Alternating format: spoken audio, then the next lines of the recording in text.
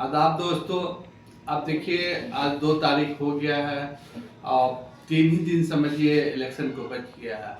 अभी आप लोग से एक चीज़ कहना चाह रहे हैं अपने युवा साथियों से, नौजवानों से, खास करके ये केवटी विधानसभा के जो युवा वोटर्स हैं उनके लिए, क्योंकि बहुत जगह वो सुन रहे हैं कि जैसे वक्फ बिल हो गया या 3 तलाक हुआ, इस पे जो है सिर्फ और सिर्फ ओवैसी साहब ने ही बोला है और कोई नहीं बोला।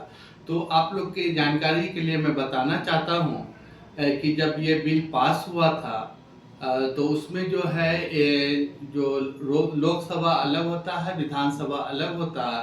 तो विधानसभा में जो है वो 543 मेंबर्स हैं। 543 में 288 जो है उसके सपोर्ट में किया था कि ये बिल पास हो जाए और 232 जो है अगेंस्ट में किया था कि ये बिल पास नहीं हो। अब इसमें जो है सिर्फ और सिर्फ 24 मुस्लिम हैं और उसके बाद एक ओवैसी साहब है, तो वो मिला के सब 24 है। अब 24 में 232 अगेंस्ट में थे, तो अगर 24 हटा दीजिए तो 208 है। तो 208 कौन थे? वो हिंदू भाई ही थे। आज जो ओवैसी साहब कर रहे हैं, हम लोग यहाँ के जो नौजवान वोटर्स, उनको ये समझ में आना चाहिए था कि 208 भी मेरे लिए लड़ रहे हैं, तो वो कौन थे? दूसरी बात ये है कि जैसे इसी राज्यसभा में ही जो पास हुआ तो उसमें 245 सीट हैं, मेंबर्स बोले जिनको, उसमें फेवर जो किया था कि बिल पास होने के लिए वो 128 किए थे और जो नहीं होने के लिए किए थे कि वो 95 थे। लेकिन फिर अभी जो राज्यसभा में है 9 ही मुस्लिम है, तो फिर ये जो 86 जो है वो कौन थे? वो हम लोग के लिए लड़ रहे हैं। ऐसा नहीं है कि नहीं लड़ रहे हैं। आप लोग डिवाइड एंड रूल की पॉलिसी नहीं करें, नफरत की राजनीति नहीं करें। हम लोग के हिंदू भाई भी हम लोग के लिए हमेशा लड़े हैं, लड़ेंगे और लड़ते रहेंगे। ऐसा उनको ये नहीं कीजिए। सिर्फ ओवैसी साहब पार्लियामेंट में नहीं चिल्लाते हैं हमारे लिए या आपके लिए, वो सभी के लिए, सभी चिल्लाते हैं। अगर बीजेपी के जो है, जैसे जेडीयू बीजेपी के, वो नहीं चिल्लाते हैं, लोजपा के नहीं चिल्लाते हैं, लेकिन जैसे आरजेडी के हैं, मनोज झा हैं, उनका भी आप सुनिए, हमेशा वो पार्लियामेंट में वो चिल्लाए ही हैं।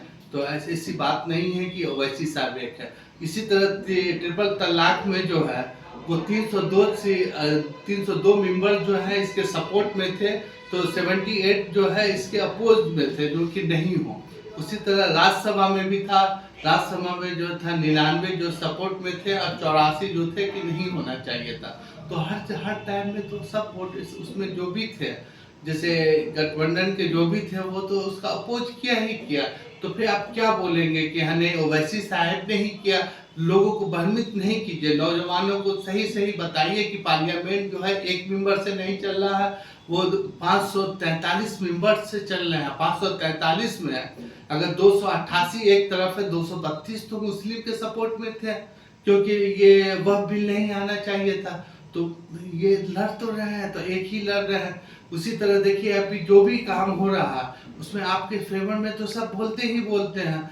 और जैसे अभी प्राइम मिनिस्टर यहाँ आए हुए थे, अब प्राइम मिनिस्टर देखिए वो बोल रहे हैं कि यहाँ से जंगल राज हट जाएगा, ये करेगा। तो अभी 20 साल से किनका राज है? एनडीए का ये सरकार आएगी तो ये फैसिलिटी मिलेगी, वो मिलेगी, उसना चावल नहीं मिलेगा, अरबा चावल, ये सब क्या चीज़ है? उसना चावल, अरबा चावल, रोजगार का फिर ये बोलते हैं ना, किसी एजुकेशन सिस्टम का बोले, कुछ भी नहीं बोल रहे। तो आप लोग भी ये नफरत की राजनीति से दूर रहें, हिंदू मुसलमान नहीं कर रहे। और ये सिर्फ आप जो ये कर रहे हैं कि एक ही आदमी आपके हक की बात कर रहा है, ऐसी बात नहीं है। आपकी हक की बात जो है 232 लोग किए थे वह बिल पे, एक नहीं 232 किए थे।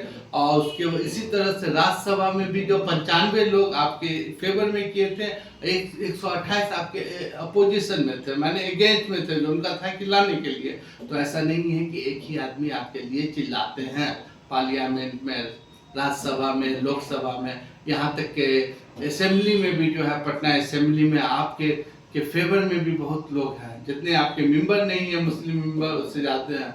तो इसलिए हिंदू मुसलमान नहीं कीजिए, अच्छे से अच्छे कैंडिडेट को चुनिए जो आपके लिए कुछ काम करे, और उसके बाद जो जीतने वाले को वोट दें, जिनका हर जात हर धर्म का वोट आ रहा है। लेकिन आपको जो एमआईएम जो है यहाँ से, उसको सिर्फ और सिर्फ मुस्लिम युवा ने उसको सपोर्ट कर रहा है। तो मुस्लिम युवा कितना परसेंट आप ला सकते हैं? आपका वोट परसेंट जो है यहाँ 30% है, उसमें से भी आपका पोलिंग जो होता है 30% होता है, फिर 30 से 40%, तो आप कितना ही ला सकते हैं? 100% आपको कोई वोट मिल नहीं रहा, तो आप क्या कर सकते हैं? जिता नहीं सकते हैं अपने कैंडिडेट, दूसरे कैंडिडेट को आप हरा सकते हैं, वो भी उतना वोट नहीं है आपके पास परसेंट। तो नौजवानों, आप लोग दूसरे के बात में मत आए, बहकाने पर नहीं आए, अपना वोट जो है डॉक्टर फराज फातमी को दे के उसके बाहरी मतों से कामयाब बनाए, एक अच्छे विधायक को चुने, एक अच्छी सरकार को चुने जो आपके फ्यूचर के लिए, आपके भविष्य के लिए, आपके मुस्तकबिल के लिए सोचे। ये नहीं कि हाँ कोई आदमी